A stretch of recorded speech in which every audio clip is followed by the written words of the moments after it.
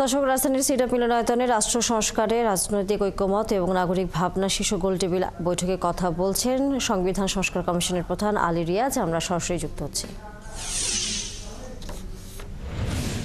পারবেন না, এটা আমাদের প্রথমে স্বীকার করে নেওয়া দরকার যে কোনো না কোনোভাবে সাংবিধানিক ব্যবস্থা যেটা অব্যাহত থেকেছে, এখনকার যে বিদ্যমান সংবিধান, সেই সংবিধান প্রধানমন্ত্রীর হাতে যে ক্ষমতা তুলে দিয়েছে, সেই ক্ষমতা প্রয়োগ হলেই যথেষ্ট, অপপ্রয়োগের প্রয়োজন হচ্ছে না। প্রয়োগ হলেই যথেষ্ট যে আপনি আসলে এই ব্যবস্থাকে আর গণতান্ত্রিক রাখতে পারবেন না। এক ব্যক্তির হাতে একাধিক ধরনের ক্ষমতা এবং সেটা সাংবিধানিকভাবে এতটাই হয়েছে যে তার আর কোনো রকম চেকস অ্যান্ড ব্যালেন্সের কোনো জায়গায় আসলে আমরা তৈরি করতে পারিনি। যেমন ধরুন, রাষ্ট্রপতি কার্যত একসময় একজন রাষ্ট্রপতি বলেছিলেন যে তার মাজার জিয়ারত করা ছাড়া তার আর কোনো কাজ নেই। এটা শোনার পরে আমার প্রথম প্রতিক্রিয়া হয়েছিল আসলে তিনি সেটাও পারেন না, আসলে তিনি সেটাও পারেন না। বাংলাদেশের সংবিধান সুস্পষ্টভাবে রাষ্ট্রপতিকে দুটো কাজ করতে দিয়েছে।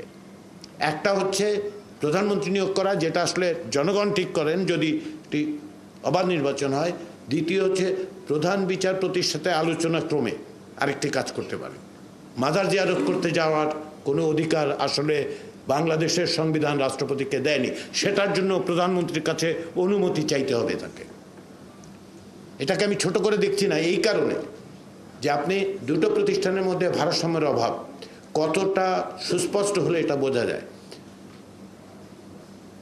শুধু এটাই নয়, আপনি দেখুন যে সংবিধানে এমন ব্যবস্থা করা হয়েছে যে সংসদের মধ্যে 70 অনুচ্ছেদের মধ্য দিয়ে গোটা সংসদীয় ব্যবস্থায় ফ্লোর ক্রসিং বন্ধ করার নামে প্রত্যেকটা সংসদ সদস্যকে প্রধানমন্ত্রীর করতলগত করা হয়েছে।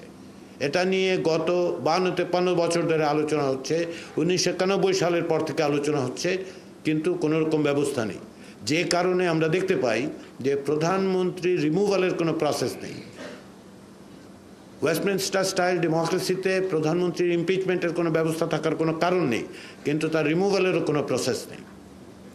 1972 সালে সংবিধান প্রণয়নের ইতিহাসের সঙ্গে যারা জানেন তারা এটাও জানেন যে এই বিশেষ ব্যবস্থাটা তখন যেভাবে যুক্ত করা হয়েছে তাতে পরিবর্তিত হলেও শেষ পর্যন্ত যেটা দাঁড়িয়েছে সেটা হচ্ছে প্রধানমন্ত্রীর একচ্ছত্র আধিপত্য নিশ্চিত করা হয়েছে এবং সংসদ সদস্যদেরকে ব্যক্তির করতলগত করা হয়েছে। একদিকে বিচার বিভাগের স্বাধীনতাহীনতা, পার্লামেন্টকে কার্যত একদলীয় ব্যবস্থায় রূপান্তরের সব রকম পথ পদ্ধতি খোলা রাখা, প্রধানমন্ত্রীর একচ্ছত্র আধিপত্য নিশ্চিত করা, এগুলো কোনো অবস্থাতেই গণতান্ত্রিক কোনো জবাবদিহিমূলক রাষ্ট্র গঠনের জন্য অনুকূল নয়।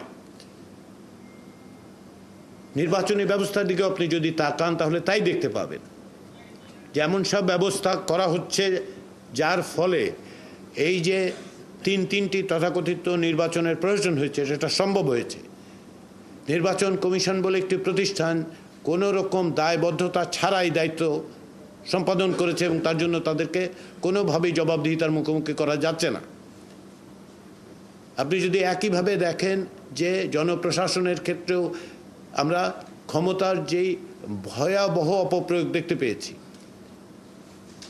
এগুলো আসলে প্রাতিষ্ঠানিক কাঠামোর গভীর দুর্বলতা, যেগুলো মোকাবেলা করা ছাড়া, সংস্কার করা ছাড়া বাংলাদেশে জবাবদিহিমূলক রাষ্ট্র তৈরি করা যাবে না।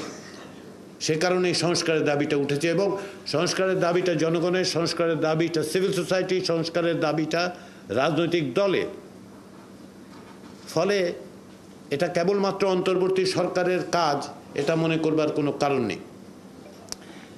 এখন প্রশ্ন হচ্ছে যে সব বিষয়কে আমরা একমত হতে পারবো কিনা। জাতীয় ঐকমত্য কমিশনের পক্ষ থেকে আমরা সেই চেষ্টাটা করছি, কিন্তু এর জন্য সবচেয়ে বড় ভূমিকা রাখতে হবে নাগরিকদের। কারণ রাজনৈতিক দলগুলো আসলে নাগরিকদের একটা অংশের প্রতিনিধিত্ব করে। আমি একটা অংশের বললাম এই কারণে যে সবগুলো রাজনৈতিক দল সব মানুষকে প্রতিনিধিত্ব করেন এরকম মনে করার কোনো কারণ নেই। তারা একটা বড় রকমের স্টেক হোল্ডার।